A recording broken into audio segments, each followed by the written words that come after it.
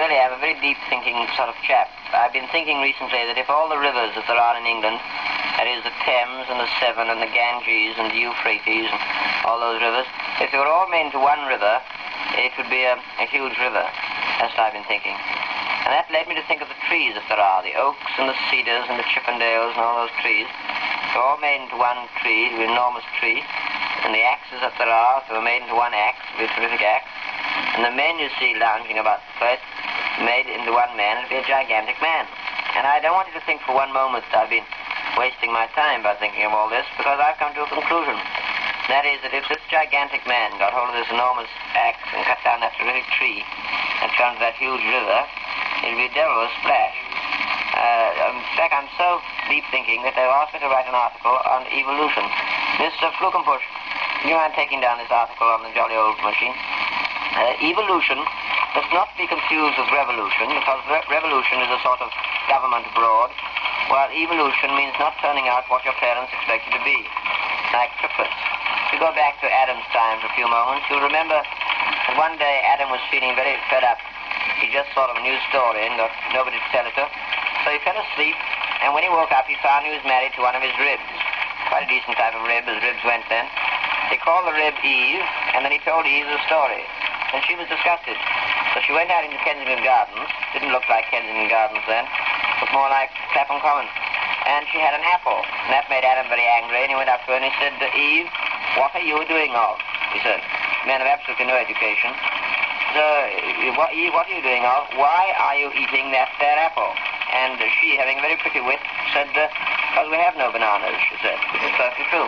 So after she'd eaten the apple, she begat 2 children. These children she called Cain and Mabel. And later on, Cain slew Mabel and then took unto himself a wife. Where he got it from has not been explained. Possibly they had spare ribs that night, you can never tell. But Adam and Eve had a very old friend called Noah. He was a very old man. He was a member of the Athenaeum, but occasionally he was awake. And in one of his waking moments, he married Joan of Arc. And they lived quite happily on the top of Mont Blanc with their 3 sons, Watney, Coombe, and Reed. One day Noah knew it was going to rain. Absolutely knew. He had corn or something. So he built a very large boat, and into this boat he put all the wild animals he could find. That's how Lloyd George got over here. And Noah also had a nephew called Lot. Lot married a bar of salt and had 2 daughters.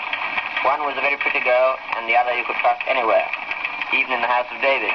And David, you remember, had an uncle called Abraham, and he was born in Lincoln. He went over to America, became a general, and just to annoy Sarah, he gave birth to a grandson. The grandson they called Joseph. And Joseph was really a very interesting fellow.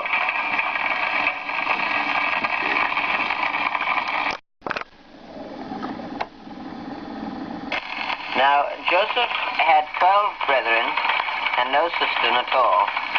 And one day when they were crossing the Sahara in the covered wagon, the brethren sold Joseph to the Greeks, or the Armenians, whichever it was there. And they shoved him in an aeroplane, because they had aeroplanes in those days. It says that for a mess of potash, Esau sold his airship to his brother Jacob. But he got in his aeroplane, and he flew straight into the middle of the land of Canaan. And when he got there, Pharaoh's wife, Sophie Tucker, she fell in love with him. He was always taking her to the theater. It says that Joseph left the family circle and went into the pit. And that made Pharaoh very angry. I mean, things were not then as they are now. So he had Joseph locked up in the butler's pantry. While he was in the butler's pantry, he had 2 wonderful dreams, 2 marvelous dreams. One of them was a blonde. And about the same time as he had these dreams, another chap had a dream, a chap called King Tut. And Tut had 98 wives. Oh, men were men in those days. And in addition to these luxuries, he had 111 sons that he knew of. He didn't keep count. Besides, he had a bicycle. So he got Joseph to come and interpret the dream.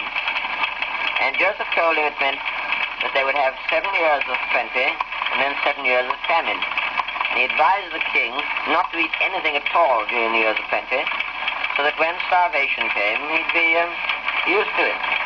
And that annoyed Tut so much that he had Joseph thrown to the lion's den. but the lions wouldn't touch him. They went that type of lion. And Joseph was so bucked that the lions wouldn't touch him that he decided everybody should have a name. And they should have a name according to their vocation. That meant that anybody who dealt in flowers would be called Rosenbloom. Anybody who dealt in fruit would be called Applebaum. And anybody who dealt in fright would be called Trippers. And so the whole thing went on. Well, now, about this time, Moses arrived on the scene. But Moses wasn't born at all. Pharaoh's daughter said she found him in the bulrushes, and she got away with it. Well, after that came Cleopatra and Bernard Shaw. Oh, no, I'm sorry. Bernard Shaw was later. He was messed up with the Roman invasion. And I shall have to deal with the Roman invasion in another article.